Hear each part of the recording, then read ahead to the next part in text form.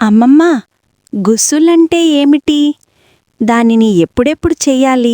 గుసల్ అనేది ఇస్లాంలో పూర్తి శరీరాన్ని శుద్ధి చేసుకునే పవిత్ర స్నానం. ఇది కేవలం శరీరం శుభ్రం చేసుకోవడం మాత్రమే కాదు, ఆధ్యాత్మిక శుద్ధి కూడా. గుసల్ ఎప్పుడు చెయ్యాలి? ఈ పరిస్థితుల్లో గుసల్ తప్పనిసరిగా చెయ్యాలి. మొదటిది, జనాబత్ వచ్చినప్పుడు, భార్యాభర్తల మధ్య సంబంధం లేదా స్వప్నంలో వీర్యం విడుదలైనప్పుడు. 2, హైద్ పూర్తయ్యాక, మహిళలకు నెలసరి పూర్తయిన తర్వాత గుసల్ చెయ్యాలి. 3, నిఫాస్, డెలివరీ తర్వాత బ్లీడింగ్ పూర్తయ్యాక, ప్రసవం తర్వాత రక్తస్రావం ఆగినప్పుడు. 4, ముస్లిం వ్యక్తి మరణించినప్పుడు, మృతదేహానికి గుసల్ చేయడం ఫర్జ్ కిఫాయా. గుసల్ ఎలా చెయ్యాలి? ఇది సరైన సున్నత్ విధానం. మొదటిది, నియత్. మనసులో ఇలా ఉద్దేశం పెట్టాలి: నేను పాకి, శుద్ధి కోసం గుసల్ చేస్తున్నాను. 2, బిస్మిల్లా చెప్పాలి. బిస్మిల్లా అని మనసులో అనుకుని ప్రారంభించాలి. 3, చేతులు కడగాలి. 2 చేతులు 3 సార్లు శుభ్రం చేయాలి. 4, ప్రైవేట్ భాగాలు శుభ్రం చేయాలి. శరీరంలో అపవిత్రమైన భాగాలను కడగాలి.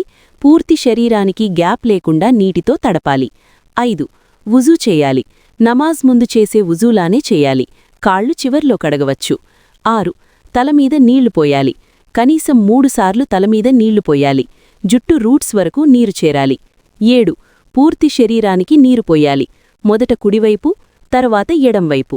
శరీరంలో ఒక్క భాగం కూడా ఎండగా ఉండకూడదు.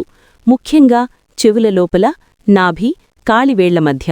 చివరగా కాళ్ళు కడగాలి. వుజూలో కడగకపోతే ఇప్పుడు కడగాలి. జాగ్రత్తలు: నీరు పూర్తి శరీరానికి చేరాలి. మౌత్ అండ్ నోస్ గార్గిల్, ముక్కులో నీళ్లు తీసుకోవడం చెయ్యాలి. ఒక్క చిన్న భాగం కూడా డ్రై ఉండకూడదు. ఇక్కడితో మీ ఘుసుల్ పూర్తి అవుతుంది. ఇంకా మీరు రోజూ ఎలా స్నానం చేస్తారో అలానే స్నానం చేయండి. మరొక ముఖ్యమైన విషయం, ఘుసుల్ కోసం ఎలాంటి ప్రత్యేకమైన దువా కూడా లేదు అని తెలుసుకోండి.